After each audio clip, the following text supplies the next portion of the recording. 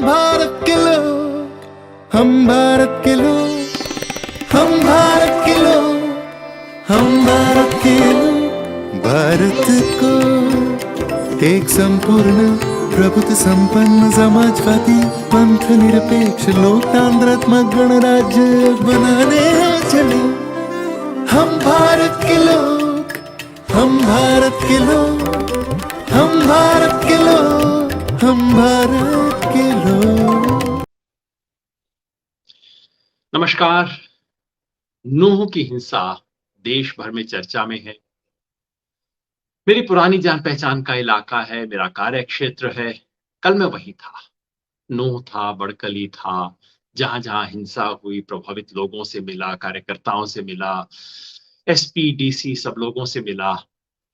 और इसलिए मैंने सोचा आपको सामने इसके पूरे तथ्य रखूं। बुनियादी बात यह है कि ये जो नूह में हिंसा हुई, ये कोई आकस्मिक हुई घटना नहीं थी। ये कोई अचानक उत्तेजना में हुआ अपराध नहीं था। ये एक दीर्घकालिक खेल का हिस्सा है। वो खेल जिससे पूरे हरियाणा, पूरे एनसीआर या शायद पूरे उत्तर भारत की राजनीति को पलटने का षड्यंत्र है। सरकार की भूमिका पर बहुत बड़े सवालिया निशान हैं। आज तो खुद केंद्रीय मंत्री ने, बीजेपी के केंद्रीय मंत्री ने सवाल पूछे हैं हरियाणा सरकार से, जो सरकार की मंशा पर सवालिया निशान लगाते हैं। उप मुख्यमंत्री ने कबूल कर लिया है कि हाँ, कुछ गड़बड़ी तो हुई। लेकिन मामला सिर्फ छोटे मोटे अधिकारियों, पुलिस प्रशासन का नहीं। मामला बड़ा है, सरकार का है, राजनीति का है। जहां सरकार और राजनीति ऐसे खेल में संलिप्त हो जाए, वहां समाज की जिम्मेवारी बनती है। और मेवात चूंकि बहुसंख्यक मुस्लिम इलाका है, इसलिए जाहिर है वहां के हिंदू समाज, वहां के मंदिर, इन सब की सुरक्षा की नैतिक जिम्मेवारी, कानूनी नहीं, प्रशासनिक नहीं, लेकिन नैतिक जिम्मेवारी वहां के बहुसंख्यक समाज, मुस्लिम समाज की बनती है। और इसलिए सबको मिलकर किसी तरह से उस इलाके में शांति बनाए रखने का प्रयास करना है। इसी उद्देश्य को लेकर मैं मेवात में गया था। मेवात, जैसा मैंने बताया, 2001 में पहली बार मैं गया था। वहां हम जयप्रकाश नारायण के जन्म शताब्दी पर एक संपूर्ण क्रांति यात्रा निकाल रहे। और तब से अब तक कोई पिछले 22 साल से जीवंत रिश्ता रहा है उस इलाके से। बार बार आना जाना रहा है, वहां की समस्याओं के बारे में, वहां कई यात्राओं के दौरान भी गए हैं और वहां का सुख दुख, उससे एक रिश्ता रखा है। मेवात एक सांस्कृतिक क्षेत्र है, भौगोलिक सांस्कृतिक क्षेत्र है, जिसका आधा हिस्सा समझ लीजिए हरियाणा में है, आधे के करीब राजस्थान में है और एक छोटा सा हिस्सा उत्तर प्रदेश के ब्रज मथुरा की तरफ भी है। यहाँ के आबादी में मुख्य लोग हैं मेव। मगर फिलहाल हम चर्चा कर रहे हैं इसके राजस्थान वाले हिस्से की नहीं, बल्कि हरियाणा वाले हिस्से की, जिसे मेवात जिले का नाम दिया गया था, अब नूह जिला जिसको कहा जाता है। पहले गुड़गांव जिले का हिस्सा हुआ करता था, अब एक अलग जिला बन गया है, नाम है नूह। उसका डिस्ट्रिक्ट हेडक्वार्टर है नूह और वहीं पे ये हिंसा की वारदात हुई है। उसके साथ एक जगह है बड़कली चौक, जो अंदाजन 25-30 किलोमीटर दूर होगा वहां से। वहां पर भी छोटी हिंसा हुई है। ये दो जगह पे हिंसा हुई 31 तारीख परसों। अ, ये इलाका बेहद गरीब इलाका है। जब नीति आयोग ने हाल ही में 3-4 साल पहले नीति आयोग ने पूरे देश के सबसे बैकवर्ड जिलों की सूची बनाई, 200 सबसे देश के बैकवर्ड जिलों की सूची बनाई, उन्हें एस्पिरेशनल डिस्ट्रिक्ट्स का नाम दिया गया। मतलब ये था कि जहां सबसे बुरी अवस्था देश में है, शिक्षा की दृष्टि से, रोजगार की दृष्टि से, आर्थिक दृष्टि से, महिलाओं की स्थिति। और नूह जिला देश का सबसे बैकवर्ड जिला घोषित हुआ था। दिल्ली की नाक के नीचे, गुड़गांव से मुश्किल से 40 किलोमीटर दूर नूह जिला पूरे देश का सबसे बैकवर्ड जिला घोषित हुआ था। और याद रखिए, हरियाणा का और कोई भी जिला बाकी 20 जिलों में से एक भी जिला उस सूची में नहीं था। अब आप अनुमान लगा सकते हैं क्या स्थिति है।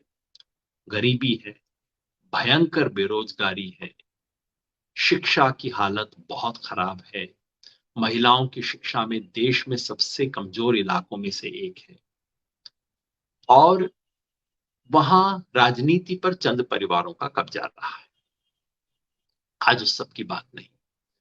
उस इलाके के बारे में जो कई दिनों से अंदेशा था, मैं कई साथियों के साथ वहां जाता रहा हूं, और जब जब साथियों से बात हुई, हमेशा बात में ये पक्ष आया कि यहां कुछ ना कुछ बड़ा करने का षड्यंत्र हो रहा है, यहां कुछ ना कुछ होगा, कुछ ना कुछ करवाया जाएगा। ये घटना आज की नहीं है, काफी समय से ये सब चल रहा है। देश में जो लिंचिंग की प्रमुख घटनाएं हुई हैं, जिनका नाम बार बार आता है, हम भूल जाते हैं कि उनमें से अधिकांश घटनाओं का संबंध इसी इलाके से, इसी मेवात से। पहलू खान, जिसकी लिंचिंग देश की सबसे पहली खबरों में से एक बनी थी, पहलू खान यहाँ के ये गांव का है। जब उसकी लिंचिंग हुई थी, हम उसके घर गए, वहां पे गांव उसको गाय भेंट करके आए थे। रकबर खान, जिसकी लिंचिंग उसके तुरंत साथ में हुई थी। फिर जुनैद करके जो लड़के की लिंचिंग हुई थी, वो भी इसी इलाके से। कुछ दिन पहले, आपको ध्यान होगा, कुछ महीना पहले खबर आई थी नासिर और जुनैद की हत्याकांड की। वो दोनों भी इसी इलाके से हैं। गांव राजस्थान वाले मेवात में था, मगर हत्या हरियाणा वाले हिस्से में हुई थी। और दिल दहला देने वाला वो जो कांड था, ये सब हो क्या रहा था? ये सब कहीं ना कहीं एक तैयारी हो रही थी। और बार बार हमारे साथी कह रहे थे कि मेवात में कुछ ना कुछ करवा के बाकी देश में, देश के बाकी इलाकों में हिंदू मुस्लिम हिंसा, घृणा फैलाने का कुछ खेल, षड्यंत्र यहां रचा जा रहा है। इसलिए बार बार जब भी ऐसी कोई घटना होती थी, हम सब साथी, मतलब मैं, मेरे साथ मेवात में काम करने वाले हमारे तमाम साथी, हम सब साथी बार बार, जब जब ये घटना होती थी, बार बार वहां जाते थे, अपील करते थे कि जो कुछ भी है सब्र रखिए, सब ठीक होगा, एक दिन आएगा, न्याय व्यवस्था है, कानून है, इस सब से किया जाएगा। कानून को अपने हाथ में नहीं लेना, इस तरफ से कोई हिंसा नहीं होनी चाहिए, कोई प्रतिकार नहीं होना चाहिए। एक बहुत बड़ी पंचायत भी हुई थी इन सब मामलों पे, जिसमें जाके मैंने बोला था, अपनी बात को रखा था, अपने पिताजी दादाजी का उदाहरण दिया था और कहा था कि बदला लेने से इंसान बेहतर था, बदले को छोड़ सकते हैं क्या। तो ये सब मैं इसलिए जिक्र कर रहा हूं कि इस घटना का एक बैकग्राउंड है, लंबा बैकग्राउंड है। क्योंकि दिल्ली और इसके आसपास के इलाकों में, दिल्ली, हरियाणा और पंजाब, इस पूरे इलाके में यही एकमात्र जगह है जहां मुस्लिम आबादी कंसंट्रेटेड है। जो हरियाणा का जिला है नूह, उसमें कोई 3/4 से ज्यादा, 75-80% के करीब मुसलमान है। मुस्लिम आबादी की कंसंट्रेशन का इलाका है। और अगर यहां पे कोई घटना होती है, तो उससे बाकी पूरे इलाकों का, पूरे एनसीआर का, हरियाणा का, एनसीआर का, उत्तर भारत के माहौल को सांप्रदायिक किया जा सकता है। इस पृष्ठभूमि में हमें इस घटना को समझना चाहिए। ये घटना हुई है जिसका संबंध है नूह के बिल्कुल पास, कोई 4-5 किलोमीटर दूर नल्हड़ गांव है।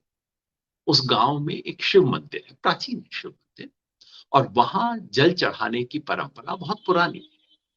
लेकिन पिछले 3-4 साल से एक नया रिवाज चला है, एक शोभा यात्रा। उसको हर साल अलग अलग नाम दिया जाता है, इस बार शायद शोभा जलाभिषेक यात्रा नाम दिया गया, जिसमें पहली बार अब बाहर के लोग बड़ी संख्या में शामिल होने शुरू। पहली बार नहीं है कि इस यात्रा को लेके कोई दिक्कत हुई हो। पिछले से पिछले साल जब ये यात्रा निकली, तो ये यात्रा जब नल्हड़ गांव में पहुंची जलाभिषेक से, तो उस मंदिर से थोड़ा सा पहले एक मजार है, तो इस यात्रा में शामिल कुछ लोगों ने, हुड़दंगियों ने, सामान्य आस्था वाले लोग तो अपना जाते हैं, जल चढ़ाते हैं, साथ में हुड़दंगी शामिल हो लिए और हुड़दंगियों ने वहां पे एक मजार थी जिसको तोड़ दिया। उस समय हमारे साथियों ने दौड़ भाग करके सुलह सफाई करवाई, यात्रा के आयोजकों ने माफी मांग ली, कहा कि हम इस मजार को पुनः बनवा देते हैं। मजार बन गई, मामला सुलट गया। लेकिन याद रहे कि इस यात्रा में गड़बड़ होती है, हुड़दंग हो सकता है, इसकी पहले से जानकारी रही है। ये यात्रा 31 तारीख को होनी थी। इससे एक हफ्ता पहले मेवात में वीडियो सर्कुलेट होने शुरू हो गए, मेवातियों को चुनौती देते, देखो हम आ रहे हैं, जो करना है कर लो। एक आध नमूना दिखाता हूं आपको, बहुत इसमें काफी कुछ गड़बड़ चीजें हैं जो आपको नहीं दिखाऊंगा। ये जो वीडियो चल रहे थे मेवात में, वीडियो एक चल रहा था मोनू मानेसर के नाम से। अब याद रखिए, मोनू मानेसर वही व्यक्ति है जिस पर जुनैद और नासिर की हत्या का आरोप है। सरकार के हिसाब से वो व्यक्ति भगौड़ा है जिसका कुछ अता पता नहीं कहाँ है। और हमारे साथी बताते हैं कि ये तो यही मानेसर में रोज घूमता रहता है, इसमें पता क्यों नहीं है सरकार। तो हत्या का सुन ले नाम मेरा, आज कहने से सारा काम तेरा, तेरे क्षेत्र में मारा ही खौफ पावेगा रे, मारे नाम का अलग ही यहाँ। ये एक वीडियो था, वीडियो लंबा है, उसका एक टुकड़ा आपको दिखा रहे हैं कि भाई अब तो आना ही पड़ेगा, यानी कि हम आ रहे हैं। इसके ऊपर कुछ बीजेपी वाले सफाई देते हैं कि ये वीडियो अभी का नहीं है, वीडियो पुराना है। मगर ये वीडियो एक हफ्ता पहले चल रहा था, चलाया जा रहा था, इसी संदर्भ में चलाया जा रहा था और ये कह के चलाया जा रहा था कि ये इस यात्रा में 31 तारीख के बारे में वीडियो है। कब शूटिंग हुई को फर्क नहीं पड़ता, क्योंकि लोग तो देख रहे हैं ना। पूरे इलाके में ये संदेश दिया जा रहा था। इस वीडियो के बारे में सबको पता था और जब उन्होंने कहा कि हम तो आएंगे, तो इसके जवाब में कुछ मेवात के लोगों ने, लड़कों ने भी एक वीडियो बनाया। वो वीडियो इस वक्त मेरे को उपलब्ध नहीं है, लेकिन वीडियो बना कहते हुए कि हाँ हम तुम्हारी चुनौती को स्वीकार करते हैं, हम भी कुछ करेंगे इत्यादि। इस तरह का वीडियो चल रहा है, ये मेरी जानकारी में आया। ये बातें कोई छुपी हुई नहीं थी। 27 जुलाई को नुहू में उस वक्त जो कार्यकारी एसपी थी, उनकी अध्यक्षता में एक मीटिंग, मेवात में एक पीस कमेटी है जिसमें हमारे कई साथी हैं। पीस कमेटी की मीटिंग हुई जिसमें इस यात्रा के बारे में चर्चा हुई और हमारे साथियों ने, हमारे साथी एडवोकेट रमजान चौधरी वहां पे थे पीस कमेटी की मीटिंग में। उन्होंने बिल्कुल स्पष्ट रूप से उठाया कि देखिए, ये वीडियो चल रहा है, जवाबी वीडियो बन रहे हैं, ये मामला बहुत टेंस हो रहा है और यहाँ लोगों के मन में अंदेशा है कि मोनू मानेसर जो है, ये मतलब आजकल गौरक्षक कह रहे हैं इन सबको, लेकिन सच्चाई ये है कि ये बिल्कुल, जो मेरे सुनने में आता है, व्यक्तिगत रूप से मेरी जानकारी नहीं है, लेकिन ये वो लोग हैं जो कि छोटे छोटे अपराध से अपनी जीविका बनाते हैं। रात को ट्रकों को रोकना, उनसे कुछ पैसा वसूल करना और उस पैसा उगाही को अब गौरक्षा का एक बड़ा सा लेबल दे दिया गया है। तो उस किस्म के लोग जिन्हें इलाके में कोई व्यक्ति अच्छी निगाह से नहीं देखता, उस किस्म के लोग अब कह रहे हैं कि हम तो आएंगे, इस यात्रा में आएंगे। यात्रा के आयोजक इसके बारे में कुछ नहीं करते, इसका कोई खंडन नहीं करते, कोई ऐसा नहीं, और पुलिस प्रशासन नहीं कहती है कि नहीं ऐसा कुछ नहीं होगा। जब एसपी की निगाह में लाया गया, उन्होंने कहा नहीं आप चिंता ना करें, हम इसका बिल्कुल ध्यान रखेंगे और ऐसे किसी व्यक्ति को प्रवेश नहीं करने दिया जाएगा और आप बिल्कुल निश्चिंत रहें। उसके आधार पर हमारे साथियों ने एक पोस्ट भी डाल दी कि नहीं हमें आश्वासन मिल गया, ऐसा कुछ नहीं होगा, इसलिए तनाव की कोई जरूरत नहीं। फिर 31 तारीख को यात्रा शुरू होती है और यात्रा की शुरुआत में ये सुबह एक और वीडियो रिलीज किया जाता है। ये है कोई बिट्टू बजरंगी करके, फरीदाबाद इलाके का है और वो आदमी फिर चुनौती देते हुए वीडियो रिलीज करता है। आप देखिए, इसकी भी एक झलक देखिए, पूरा नहीं दिखाऊंगा, इसकी भी एक झलक देखिए आप कि ये किस तरह की बातें की जा रही है। पूरी लोकेशन दे दूं उनको, मैं कहाँ आ रहा हूँ। नहीं ये बोलेंगे कि बताया नहीं, ये बताया नहीं, और ये बोलेंगे कि बताया नहीं कि हम ससुराल आए और मुलाकात नहीं हुई। तो इसलिए हम पूरी लोकेशन देंगे। अभी हम पाली हैं और निकलेंगे धौस से ही। फूल माला तैयार रखना। कोई दिक्कत नहीं है। जी जा रहे तुम्हारे। हाँ बिल्कुल, क्योंकि ये बोलते हैं ना कि बताना नहीं, निकल गए जी, बताया नहीं, पूछा नहीं। ये सारे मुलाकात करने के लिए और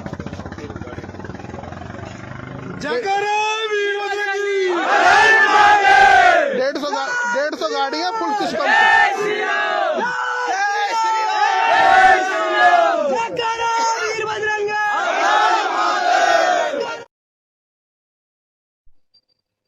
ये सिर्फ नमूने में आपको दिखा रहा हूं। उस समय कुछ और चीजें सर्कुलेट कर रही थी जिसमें बहुत ही खराब भाषा का इस्तेमाल, यहाँ भी एक नमूना है वो जीजा साला, मतलब किस तरह के इशारे किए जा रहे हैं आप खुद समझ सकते हैं।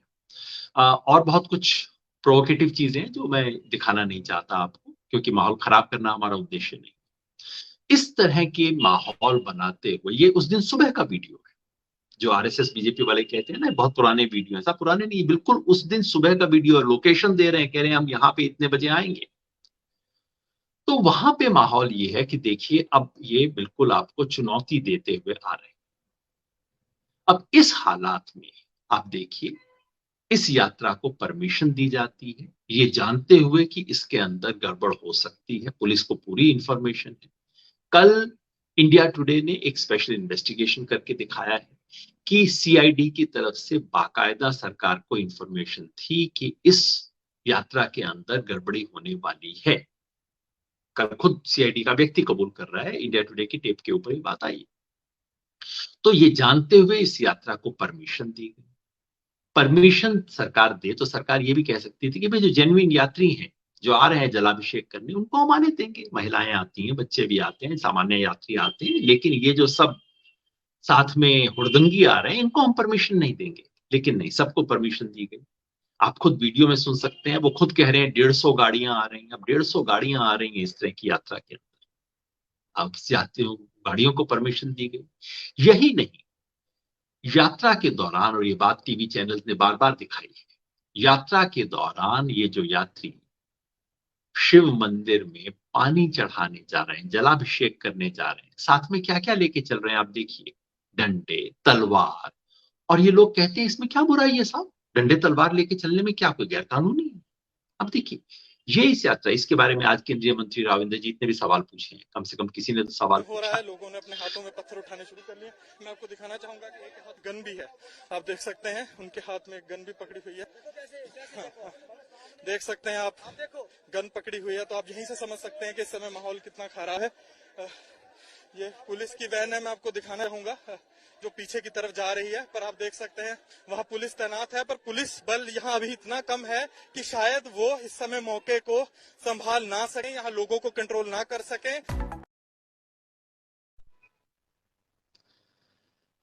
तलवार, डंडे, हथियार, और पहले से आशंका है कि वो संभाल ना सकेंगे।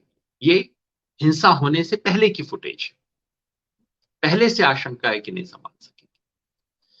जब ये यात्रा नूह के पास आती है, नूह शहर का किनारा है, वहां पे मोड़ पे, मेवली मोड़ बोलते हैं, वहां पे जब पहुंचती है तो वहां पे जो मैंने सुना, इसकी कोई मैं तस्दीक नहीं कर सका, वहां पे एक गाड़ी थी जिस गाड़ी के ऊपर लिखा हुआ था गौरक्षक। अब स्थानीय लोगों का कहना है कि उसके अंदर मोनू मानेसर बैठा हुआ था। पुलिस प्रशासन आज भी कहती है कि नहीं, मोनू मानेसर वहां नहीं आया। इसकी कंफर्मेशन करना संभव नहीं है, मैंने कोशिश की लेकिन कम से कम मेरे बस में नहीं है इसका कंफर्मेशन करना कि वो वहां था या नहीं। महत्वपूर्ण बात यह है कि वहां पे खड़े लोगों को लगता था कि वो वहां पे है। उसमें वहां भीड़ इकट्ठी हुई। भीड़ का मतलब स्थानीय गांव के लोग, क्योंकि नूह जो है ये वहां का सेंटर है, तो वहां के गांव के लोग, ज्यादातर युवा लोग, मैंने एज पूछी तो लगा कि 15 से 25 साल की उम्र के बहुत सारे लोग इकट्ठे हुए, भीड़ इकट्ठी हुई और वहां पथराव हुआ। पथराव पहले किसने किया स्पष्ट नहीं है। कुछ लोगों का कहना है कि पथराव पहले यात्रियों की तरफ से किया गया। वहां पे एक होटल है, रिस्क होटल, जिसकी तस्वीर मैंने जाके देखी। रिस्क होटल जिसके ऊपर पत्थर फेंके गए, वो वहां के एक मुस्लिम प्रोप्राइटर है, उनका होटल है। इसकी कांच की शीशे वगैरह टूटे, वो हुआ।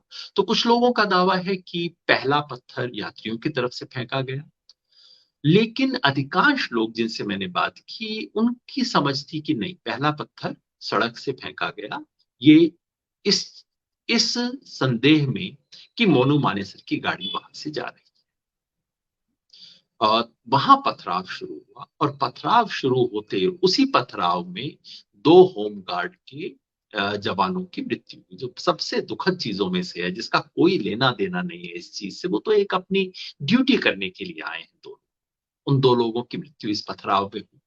पत्थर वहां के युवाओं ने चलाए, जो कि मेव मुस्लिम समाज से संबंधित थे। इसके बारे में कोई दो राय नहीं हो सकती है। पत्थर चले, इन दोनों जवान घायल हुए, बाद में मृत्यु हो गई इनकी, और पुलिस वहां से फिर उसके बाद एकदम गायब हो गई। और फिर वहां अगले 2-2.5 घंटे तक खुलकर आगजनी हुई। गाड़ियों को, जो गाड़ी दिखाई दी उसको आग लगाई लोगों ने, और पथराव हुआ, दुकानें लूटी गई, कुछ दुकानों में आग लगाई गई, और उस पूरे दौरान पुलिस वहां से गायब रही। जो यात्री थे, यात्री वहां से भाग के मंदिर की तरफ चले गए, और वो सब इकट्ठे हो गए। जब वो मंदिर के नजदीक पहुंचे तो उनका वहां एक गांव है, नलड़ गांव जो है, नलड़ गांव के कुछ लोगों से उनका मुकाबला हुआ, संघर्ष हुआ। वहां पे लोगों को चोट आई, लेकिन वहां हताहत होने की खबर नहीं है फिलहाल। वहां पे संघर्ष हुआ। फिर उसके बाद सारे यात्री मंदिर के अंदर चले गए और वहां सुरक्षित थे। मंदिर को घेरा गया, मंदिर पे पत्थर वत्थर चलाए गए, ये सब खुद पुजारी ने कहा है कि नहीं, ऐसा कुछ नहीं हुआ। लोग मंदिर में आ गए, मंदिर में सुरक्षित थे, और शाम को उन्हें मंदिर से बाहर निकाल दिया गया। इधर नूह शहर के अंदर हिंसा जारी रही 3-4 घंटे तक। हमारे साथियों ने बताया कि एक मजिस्ट्रेट, मिसेस जैन थी, वो फंस गई थी वहां उस हिंसा के अंदर, और सेशन जज पुलिस को कह रहे थे कि अरे उस मजिस्ट्रेट को तो वहां से निकालो, उसकी कार जला दी गई है, उसे, वो अपनी बच्ची के साथ वहां फंसी हुई है। पुलिस उसको निकालने में समर्थ नहीं थी, तो हमारे साथी गए वहां पे, हमारे साथी गए वहां पे उस मजिस्ट्रेट को रिलीज करवा के ला। ये खबर जब वहां पहुंची, पड़ोस के बड़कली चौक इलाके में पहुंची, तो बड़कली चौक इलाके में भी हिंसा शुरू हुई, और वहां भी यही हुआ। 3-4 घंटे तक वहां हिंसा हुई। हालांकि हिंसा का स्केल वहां कम था, वहां 3 दुकानों को जलाया गया, और वहां पे तोड़फोड़ हुई, कुछ गाड़ियां भी जलाई गई। वहां पे भी पुलिस नदारद हो गई।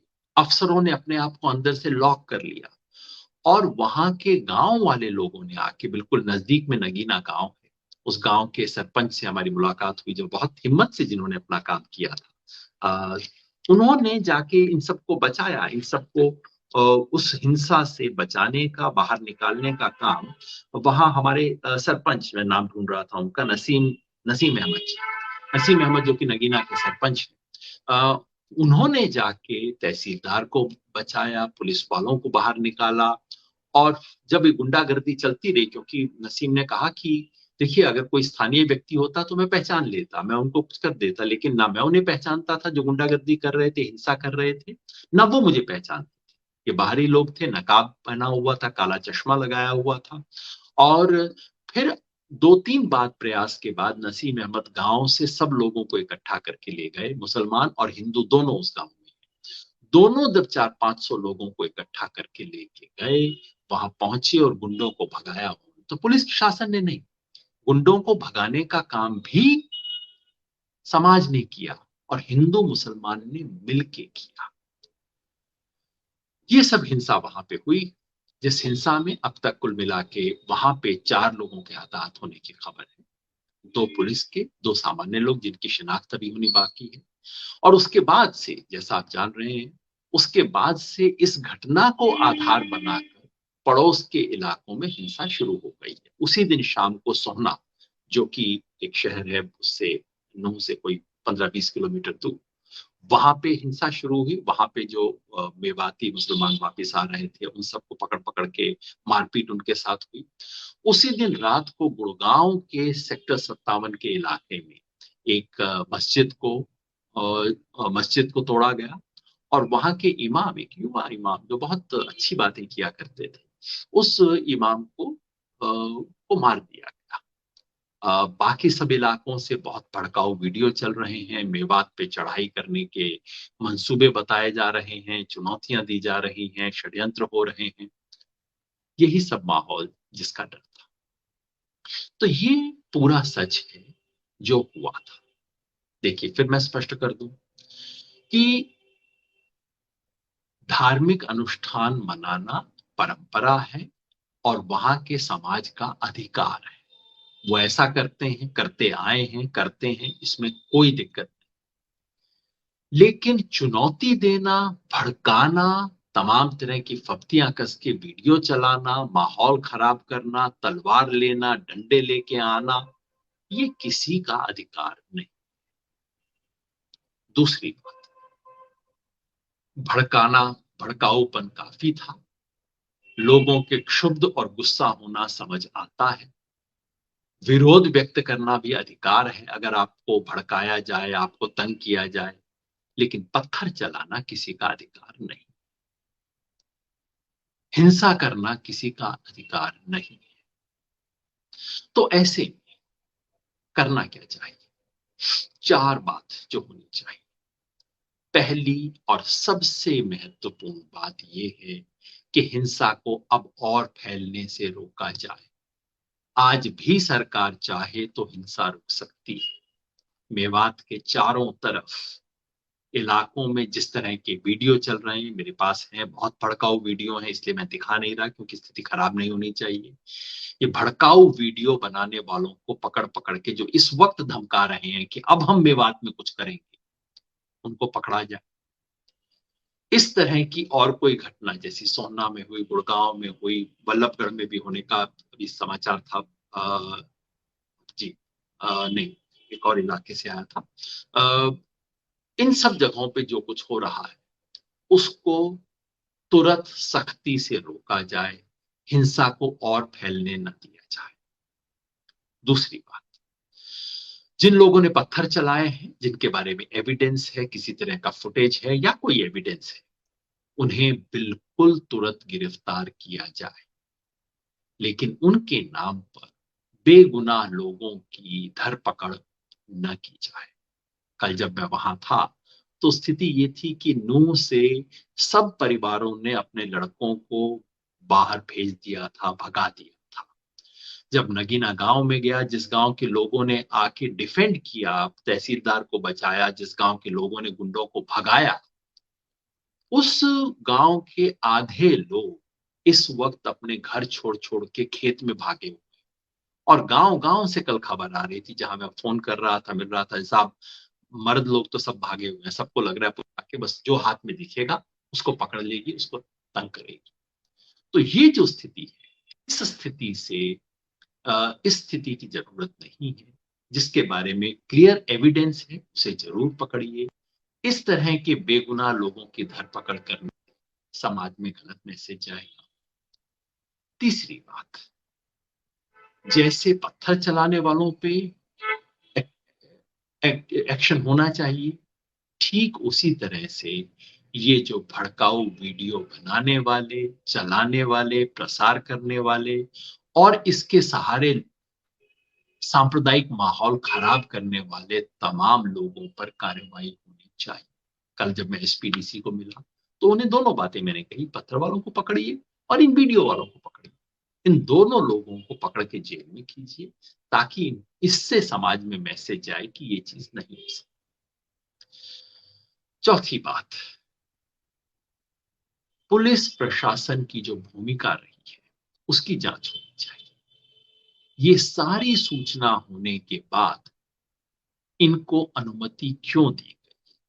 अनुमति दी गई तो ये गाड़ी, घोड़ा, ये साथ में डंडा, तलवार, ये सब लाने की अनुमति कैसे दी? और अगर ये सब था तो पर्याप्त पुलिस बंदोबस्त क्यों नहीं था? क्या ये प्रशासनिक चूक थी, गफलत थी, या कि कहीं से इशारा था? हो लेने दो, एक बार मेवात में हो जाने दो। डर यही है, हरियाणा में बीजेपी जब से सत्ता में है तब से कहीं ना कहीं प्रदेश को बांटने की राजनीति कर रही। पहले जाट बनाम गैर जाट, हरियाणा में उसे 1:35 बोलते हैं, इसका झगड़ा हुआ और बीजेपी ने इसका राजनीतिक फायदा उठाया। और अब डर ये है कि इसे मुसलमान और हिंदू का खेल, जो कि पुराना खेल है इनका, वो बनाया जाए। तो कहीं ऐसा तो नहीं कि ये जानबूझ के हुए कि ये सब होने वाला है, ये हो सकता है, भड़काओ भड़काओ भड़काओ, इतना भड़काते जाओ कि कहीं तो कुछ होगा, और जब एक चिंगारी मिल जाए तो उसको लेके पूरे एनसीआर में घूमो और चारों तरफ आग लगाओ। कहीं ये राजनीतिक खेल तो नहीं था। इसकी जांच होनी चाहिए, इसके बारे में सबको सतर्क रहना चाहिए।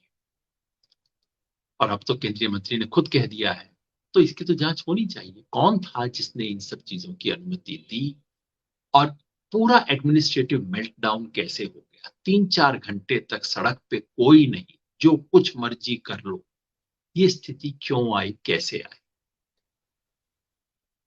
लेकिन आखिरी बात, केवल पुलिस प्रशासन इत्यादि की बात करने से काम नहीं बनेगा। सवाल एक और भी पूछना होगा, समाज का। सरकार की नीयत खराब है, इसमें कोई शक नहीं है, लेकिन समाज की क्या भूमिका है, इसके बारे में भी एक सवाल हमें पूछना चाहिए। मेवात बहुसंख्यक मुस्लिम इलाका है और प्रशासनिक जिम्मेवारी तो सरकार की है, रहेगी। सरकार की चूक है, उसके बारे में बताया जाएगा, लेकिन एक नैतिक जिम्मेवारी होती है। नैतिक जिम्मेवारी जिस स्थान पर जो बहुमत संप्रदाय है उसकी होगी। तो मेवात में कल जब मैं मिला तमाम साथियों को, एक जमीयत उलमा हिंद का डेलीगेशन भी मुझे एसपी साहब के ऑफिस में मिल गया था संयोग से, उनसे भी मैंने यही कहा कि जो समुदाय जहां पर बहुसंख्यक है उसकी वहां नैतिक जिम्मेवारी बनती है कि वो अल्पसंख्यक समुदाय की सुरक्षा की गारंटी ले, जिस हद तक वो ले सकता है। हमारे साथियों से सबसे मैंने कहा कि हम मेवात में शांति सेना बनाएं, जहां जहां मंदिर है उनकी चौकीदारी करे, और हिंदू क्यों करे, उसकी चौकीदारी मेव करे, मुसलमान करे, सुनिश्चित करने के लिए कि भाई आपको कुछ नहीं। वहां के जो हिंदू समाज है उसको एक दोबारा एश्योरेंस मिले।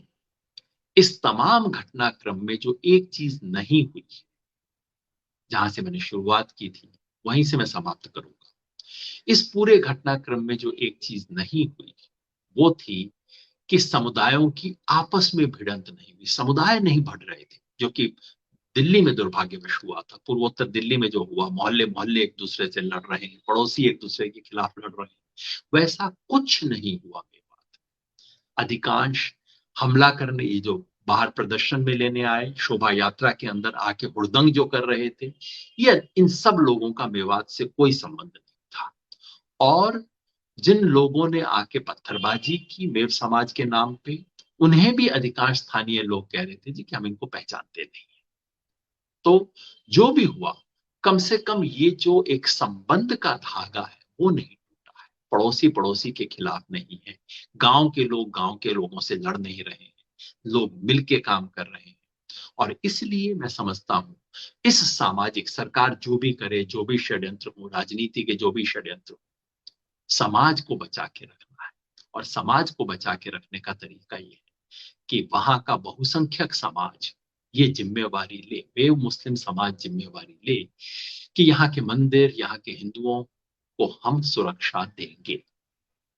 तभी हमारा हक बनता है कि राष्ट्र के स्तर पे हम कहें कि जो राष्ट्रीय स्तर पे अल्पसंख्यक है उन्हें राष्ट्रीय स्तर पे बहुसंख्यक समाज एक सुरक्षा।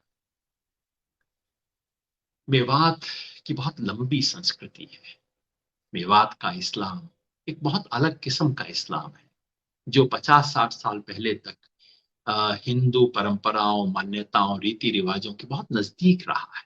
आज भी वहां की पाल जो है वो हिंदुओं गोत्र के बिल्कुल समानांतर चलती है। आज भी बहुत नजदीकी का रिश्ता है। ये रिश्ता टूटने ना पाए। राजनीति होगी, चुनाव होंगे, आएंगे चले जाएंगे, लेकिन समाज बना उसे हमें बचाए रखना है। तो इसके माध्यम से मेवात में जब भी इंटरनेट खुलता है और ये बात पहुंचती है, सबसे मेरी अपील है इस समाज को हम बचाए रखें, और ये जो सत्ता के षड्यंत्र है उनको उजागर करें। अपराधियों को, चाहे वीडियो बनाने वाले अपराधी हों, चाहे पत्थर डालने वाले अपराधी हों, इन सब को अपने से दूर करें और इस शांति को बनाए रखते हुए हम अपने समाज को सुदृढ़ रखें। नमस्कार, धन्यवाद।